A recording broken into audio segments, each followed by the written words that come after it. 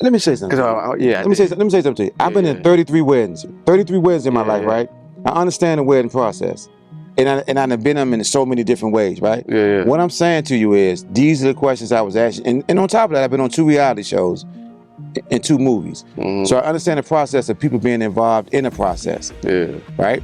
So, and by the way, I'm your father. I raised you. So what I'm saying is, I did get measured. I did. You're right. I did get measured because the girl I'm talking to, she did take me to get measured. And then that same week, Urban Smart Studios. Hello, my name is Kevin Surratt Sr. Everything you're about to hear is my perspective and my opinion on my life and journey. This is Sessions with Surratt. Only on UrbanSmartNetwork.com. Hello, everybody. Welcome back. I'm going to put a little twist on this. The Sessions. Now, let me say this. Sessions with Surratt with an S. What's up, Junior? What's going on? And I ain't making no noise, man. We back at it, man. And I thank y'all for all the comments. It was definitely good feedback. Appreciate y'all. Mm-hmm. What's up with you here? Nothing much. We touched on a lot of subjects the last time, man. True. Some things I was wrong on a technical level, last time. So I wanted to touch on that a little bit, but everything's been pretty cool. Can't complain. How about you? Hey, it's been good, man. Just staying focused and driven. It's the holiday season, and indeed, my favorite holiday coming up is the good old Thanksgiving, and my birthday coming up. So there's a lot of good things going on down the double pipe. Whammy. Double whammy? Yeah, double whammy. You got your birthday, and then after your birthday, you got Thanksgiving. Yeah, that's beautiful. We had the best high school period. You on break every time. Yeah, I definitely had good birthdays. You was always on break, wasn't you? Just about when See, you lucky. It don't matter if it's on a Monday or a Saturday. Either way, you out of school. It's out of school, buddy. That's right. Thursday and Friday, Saturday, Sunday. Yep. So what's good, man? Well, I need a. So let's talk about the next to kin thing. Okay. Yeah, I was partially wrong. What you mean? Partially wrong. So the way you explained, you was right. It is going to be, when you're in a marriage, it goes down to the next, spouse and stuff. But because I thought, for the will, how my mom passed it down to me, that's what I was talking about next to kin, because how she did her will, how she passed it down to the estate to me, so that kind of like I thought I was saying next to kin. So I should have explained it the last time. Yeah. So that was on me. So for all y'all on the comments going super hard, cooking me and stuff, like I was wrong on a technical level. You feel me? I apologize, but y'all didn't have to go so hard coming at me in my DMs, comments, and all that on my Instagram. Like, come on, y'all can chill. Like, I could be wrong sometimes, You can like, nah, Kev, look, you was jive wrong. I would be like, all right, handle it accordingly. But the way y'all came at me was like, nah, you wrong. Your father said Google it. He fact checked you, and y'all fact checked me too. But like, sheesh. Oh, it went like that? Man, I had like at least 20 DMs in my Instagram. Oh, okay. I mean, the thing about it is, and I want to say this to everybody. Mm-hmm. As time went on, I came to understand what my wife was doing. I know Tracy was a very unique thinker, and she used to call you a morph. So you're a combination of her and I, right? And I get it, what she was trying to do. If I would have been involved with that writing of the will, I would have basically truly said how important it is to prepare the direction. And that's why I tell people, I understand what she was doing. I don't disagree with the legacy and how, and what she wanted. But it's about preparing, and we will learn from each other in this process. And that's what it's about, because you have the other end of the leg. You have, K3. you know, and you might have other kids, who knows? And it's important that I help you get in the direction that I believe and know that Trey wanted it to go. So with that, you know, people can give their opinion, they can talk about it, you know, and that's cool. It's always good to have a good team around you.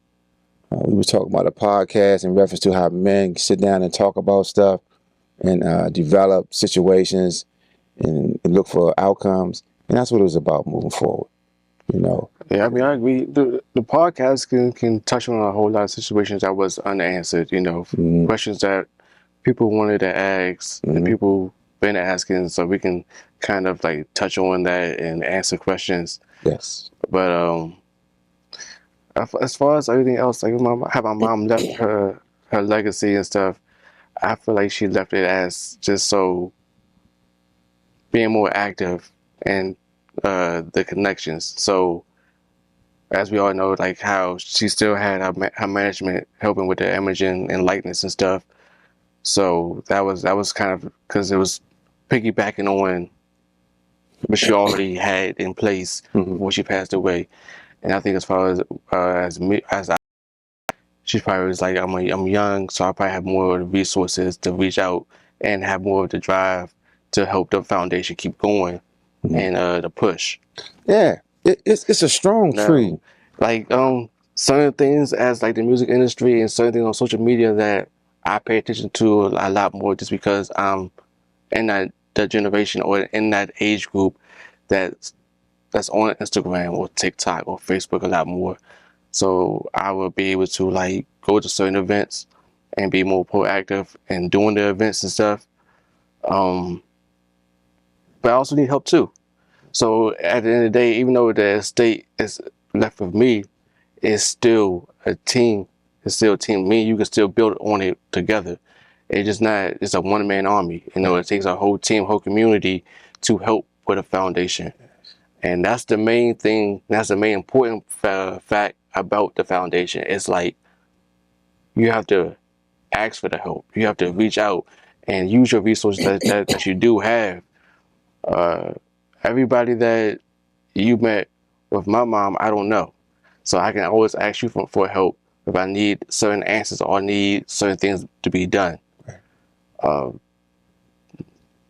then you connect with that generation that, you know, I was getting ready to call you a YN, but I ain't gonna do that to you. Nah. You already told me about that. But, you know, you connect with, you know, generations that are like from me. You know what I mean? I'm far from it. You know what I mean?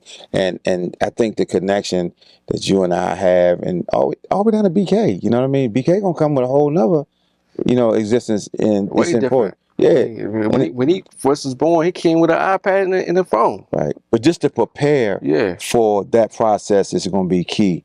You know, a lot of times we don't prepare. We just willy-nilly go at it and figure it out as it comes. If you have a preparation and prepare for things, I think that's going to help strengthen the process. And, you know, a lot of people don't really understand everything Tracy had to offer this universe. And you and I, we do. You know, we have a good understanding and a team that helped her build her legacy. And I think that's going to be important because, like, you know, she has music. You know, Trey has music that she did already. And it's like, wow, it's still there. Because she stayed at the studio. When she came back in town, she was at that studio. And that's why I was like, it was important for her to have a team locally to help her build the direction that she wanted and what was in her heart. Because all this was in her heart. When she wasn't involved with the fruits from which she came, she still had a desire to get it done. And I really, really, truly believe she did that in her heart of hearts, her way. You know, Tracy was just a beautiful soul that I feel like everybody should have the opportunity to feel that experience through her music, through what she believed. You know, if I don't realize she was a dancer. She was a cheerleader. You know, she had these ballerina shoes that they must have came from the 60s. But they had some wings on them, and they was there, and periodically she would put them on and show what she still had. And I just think it's so important that young people understand when you see people of different calibers what all they have to offer. So I'm glad that we're here and we feeling that same vibe. The holidays are coming up too, and he's coming up. She got music. Do you know she had Christmas music? I would imagine so, because this is her favorite time of the year. She loved Christmas. Favorite time of the year, favorite, especially the Thanksgiving and Christmas time. She always liked the snow, gifts, Christmas tree, cooking, decorating. Yeah, man. So yeah, man. Hopefully we can tap into some of her music, get it released. The fans, here, they can support. If we drop the music, and if we release music, if y'all want it, let us know in the comments. But I think that'd be super dope, because one of my favorite albums, not just from my mom, but as my aunts in a whole, was the Christmas album they did. Yes, that was a dope album. Dope Christmas album they had. It was, especially because they had Uncle Mikey on it. He does, but he don't really hop on a track or two. So that was kind of dope that he did it. He had, I listen to Frank Sinatra. I listen to Frank Sinatra a lot, and Mikey has that style of voice. Yeah, a true. I can see that. Frank Sinatra, Blue Eyes, Sammy Davis Jr. Artists of that caliber, and then also Tracy and Mikey wrote some music together. That's still in the vault. I believe it. So that's another thing that can be looked at, and I bet you when people just hear a voice, they're gonna be like, "Wow, she was really working." That's one of her big things. I'm working. You know what I mean? And people might not think it is, might think you're having fun and all that type of stuff. You're in the studio, but you're working. It's hard work. I was in the studio with her when we'd get there at 8 o'clock and won't leave till 4 o'clock in the morning. Yeah. Man, I miss and don't miss them days. I'll tell you that much, because a lot of it is pinning down the track, waiting for it to get laid right, and sometimes you're doing it 3, 4, 5, 10 times to find the right setting or the right voice for that track. And I'd be like, man, I fell asleep one day in the studio. Yeah, and I was out. I was out, and I woke up to a bunch of noise. They were screaming.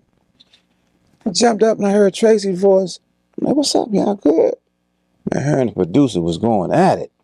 If I didn't know no better, they was getting ready to fight. It was going to blows. We was going to be in there jumping the producer. I guess so. But, that's how passionate, she was. And that's what it was about. She wanted to get, she was in this key. The producer wanted to, get in that key. And, they got it done, and I listen to her music now, and it really gives me understanding of her in reference to, I can look at Lifeline. I think about White Noise. I think about these songs that she used to talk about. And in these songs, she was really talking about what she was going through, what she was hearing, what she was feeling. So a lot of the music is truly music of what she was truly feeling. Because she wrote on a lot of songs, believe it or not. She was involved in the process. So I look forward, and I'm excited, to just get that going and touch these people she always touched. I tell people, Tracy was going into youth centers, boys and girls clubs, group homes. We started off working together in residential treatment facilities. So she stayed with it. She might go out of town. I remember one time she went on tour. And she went on tour. She came back and went right back to work. You know what I mean? When she was pregnant with you, she was at work. I had to make her leave work because it was a blizzard in 1996. And I'm at work.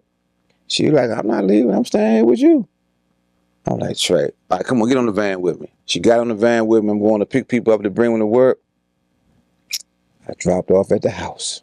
I had called Mama. I said, "Hey, I'm coming to bring Trey. Come outside, help me out. It's a blizzard. It was snowing like crazy all weekend because you came that Tuesday. It's a blizzard. I thought I was gonna get some rest. You decided to come.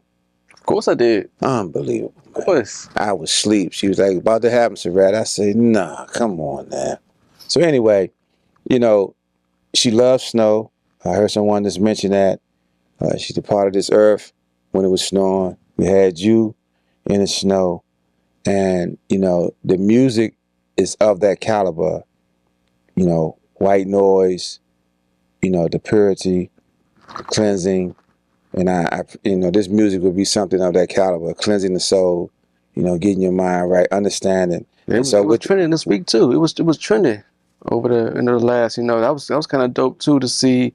It's still, you know, fans still listening to the music and being active too. Yeah. So, you know, that's why it's important not to just let her name fade, because it's going to offer people opportunities. And so when it's out, when it's fading, you think it's fading? Well, no. So I just think it's so much more that she can offer this universe, is what I'm saying in a nutshell. I know for a fact that she is the kind that, you know, really, she grabbed this universe. She took it and ran with it, took it by the horns and just, you know what I mean, tackled that bull. You know, they was talking about, in reference to the wedding you didn't attend. They were saying if she would have been there, it would have been different. Because her energy was always something special. You know It what I mean? was. And You know,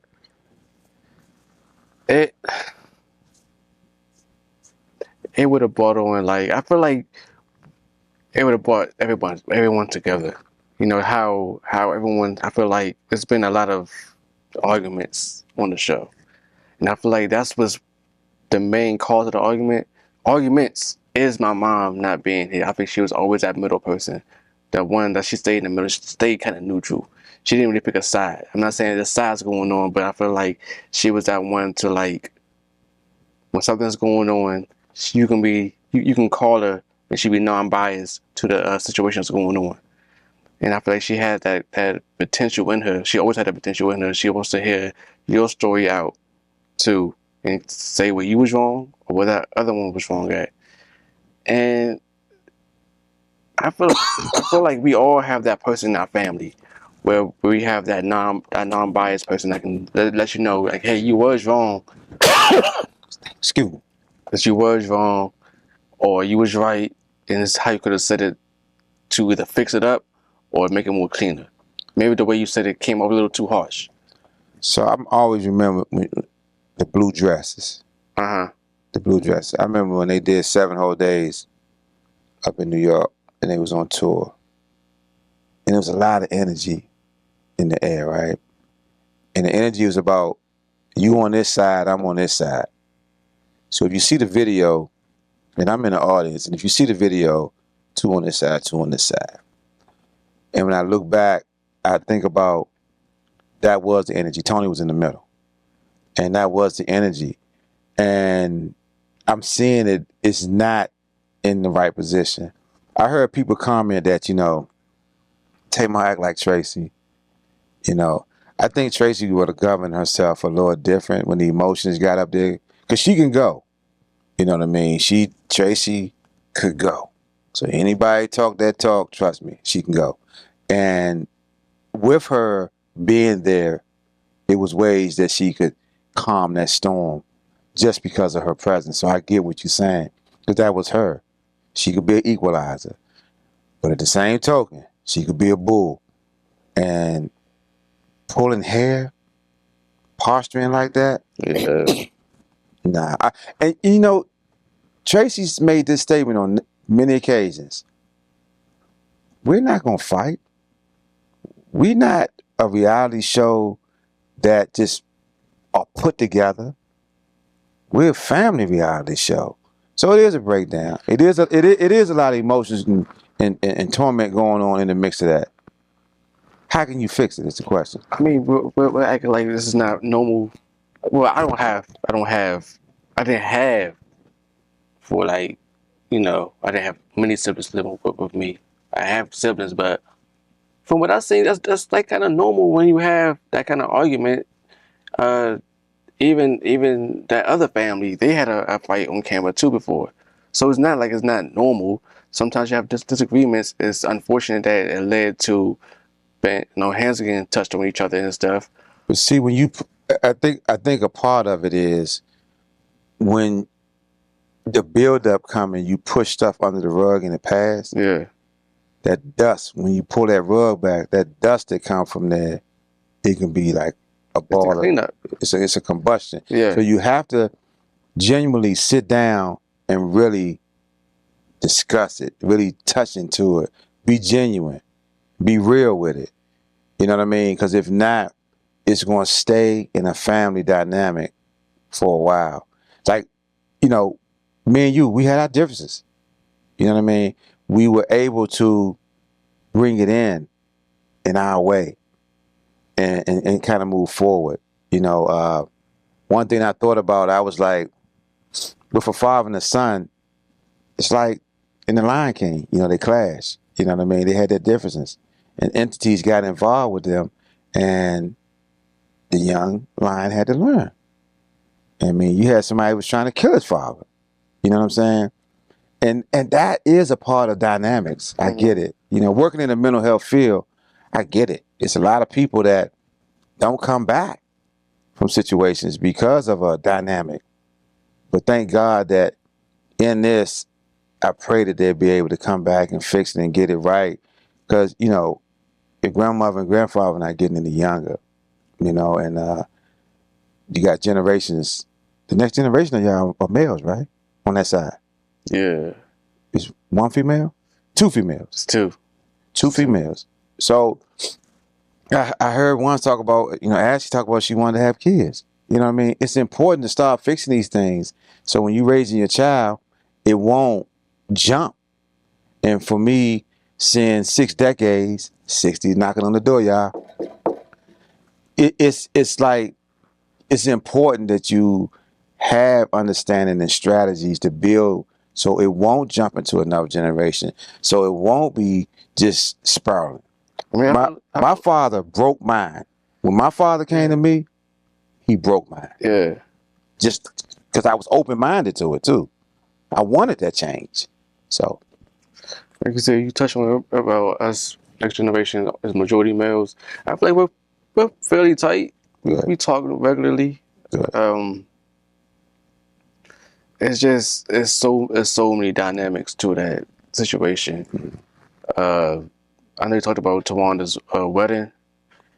You know, I wasn't there. I don't know how to start this, but I wasn't there because for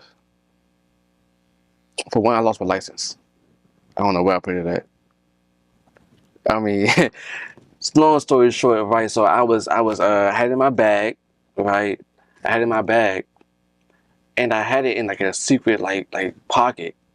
And so I was already looking for it for like a good month, correct?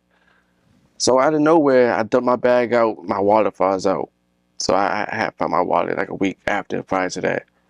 Well, the same day that I was supposed to fly out to Atlanta, I had an emergency to attend to. So I had a choice to make. I'll go to that emergency or go to the wedding. And I had to choose the emergency instead. So what you're telling me is they had bought you a ticket, you were supposed to film, and you supposed to have been in the wedding. It was You got measured for your tux. You had your tux ready. mm-hmm. You telling me all that happened. What I'm telling you is there's two things that happened. There was two things. I identified my wallet after the wedding. So that was the one. And the choice was for me to either drive down or go to the emergency. So let me, you remember I was talking to you during this time. So you remember I was talking to the entities who was supposed to have been getting your help, right? Yeah. So remember I was involved in this process. So I didn't get the measurements because I didn't go down there. I never went down there. You had it done up here. I did. Oh, you know what? You're right. I did get measurements. I got them up here. I did do that. I forgot about that. Let me say something. Yeah. Let me say something to you. I've been in 33 weddings in my life, right? I understand the wedding process, and I've been them in so many different ways, right? Yeah. What I'm saying to you is these are the questions I was asking, and on top of that, I've been on 2 reality shows and 2 movies, so I understand the process of people being involved in the process. Yeah. Right. So by the way, I'm your father. I raised you. So what I'm saying is, I did get measured. I did. You're right. I did get measured because the girl I'm talking to, she did take me to get measured, and then that same week, emergency happened. Where was your suit at? I got measured at.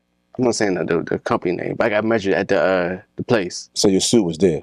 I didn't have a suit there. The suit was in Atlanta. Okay. The suit was in Atlanta. But I did get measured, but I couldn't go for the 2 weeks. I didn't have my license or my an emergency happened. Let me say this to the fans. It's sad sometimes when you parent and you like parent in a way like you shouldn't be in that, but you in that.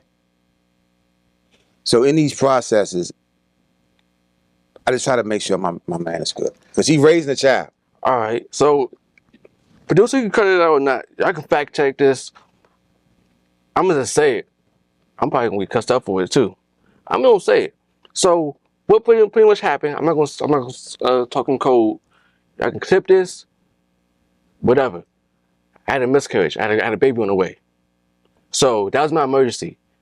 So, when I called the producers for the show, I was like, I can't find my license because I lost it in my bag. So he was like, what are you going to do? I was like, well, I can try to drive down there. I was like, all right. So I called one of my friends up. I was like, so we can get a rental. We can shoot down to Atlanta. I can go get my suit because the lady for Tawanda's wedding, she texted me.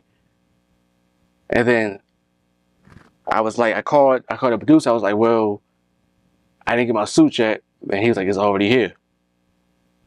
So I'm like, okay. When I was talking to my friend, my girl called me. She was like, I'm bleeding. I'm going to the hospital. So I was over at my sister's house that day. My sister took me to her job. I called the ambulance. The ambulance came, took her to the hospital. We was in the hospital for like a full day, from 2 p.m. to like 6 a.m. the next day. So I'm just sitting there taking care of her because the doctor just said she had a miscarriage. All right, now I can't go. So I had to call my aunt, say, like, yeah, I can't make it. My girl just had a miscarriage, so I had to miss the wedding. You understood that. I kept it on secret, on hush hush, but since I keep getting asked, and then it's making it seem like Towanda just pretty much said, no, you can't be in it. Nah, I was in the wedding. I was supposed to be not the best man, but a groomsman. I couldn't make it. I can't do nothing about it. I wasn't going to leave my girl after she had a miscarriage by herself. I mean, I feel like a shitty person for that. Her first child, my first time dealing with a miscarriage, I'm not doing that. That's not happening. I had to pick and choose. As a man, I had to pick and choose which one's worth it. Me staying with my girl after his miscarriage or go to a wedding. I mean, we pretty much involved. We've been dating for, a year plus. I made the decision to not go. I said not to go. Now, like I said, I could have drove down to Atlanta because I didn't have my license. I didn't have my physical license on me. But I could have my friend drive me down there. He has a friend down there. I could stay with either my grandmother or my cousin. I chose to stay.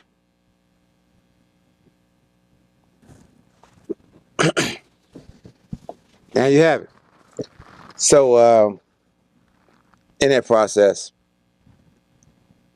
and then also I got other. I guess it's the blogs, right? The bloggers too.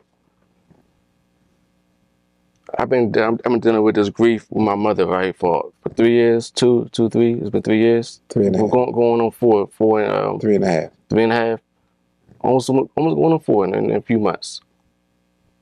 Now I would say in the beginning it was hard to deal with. There's a lot of things that was just transpiring. Like I'm gonna say with how the funerals went, how like I didn't have time to grieve, how I didn't have time to like maneuver myself so I can really sit down and like ponder on what's been going on with my mother. Last time I see my mother, when I was living together at the house and stuff, looked looked sad, and I didn't want to see my mother like that because I didn't want to. The way cancer is, and it breaks your body down, and it literally, like, it's horrible. We'll touch on the next clip. Yep. Hey guys. Yeah. I got a lot to say though, because it's a lot been said. So I guess we're gonna tune in. Yeah. Grieving is real. All right, so I was grieving for a little bit, for a while. There's no kind of substance besides me drinking that I'm on. So all that one blog is saying, all that about me, it needs to cut it out. Because you're speaking false narratives, especially with me and my other aunt. She don't have no kind of control over me. There ain't none of that going on. So we can cut that out. All the fans saying that I'm being controlled by my aunts, and they have this narrative that they're speaking into my head. I mean, we talk every, here and there and stuff, but as far as when it goes to them controlling the legacy or the estate, I mean, I have the last say so. Me and my father's working together. We're going to make things happen. We're going to build this foundation to the best of his ability. We also have music for my mother. So we're going to just keep rocking like that. But as far as everything else, me and my father still grieving. It's only been 3.5 years, like my father said. So it's the holiday season. I say check on your friends and their families. It's hard right now, especially when you have lost ones. Just be a human and be there for each other, man. That's it. Love. Love you too. Any questions? Put them in a. Or your questions, put in the comments. Anything you want us to do for the foundation, you want to come out to your school and speak, let us know. Yeah, man. Let's get this holidays going. Happy holidays. Happy birthday too, old man. All right, y'all. Thank y'all again, and I look forward to y'all comments when y'all come back. This is Sessions with SirRatt. Only on UrbanSmartNetwork.com.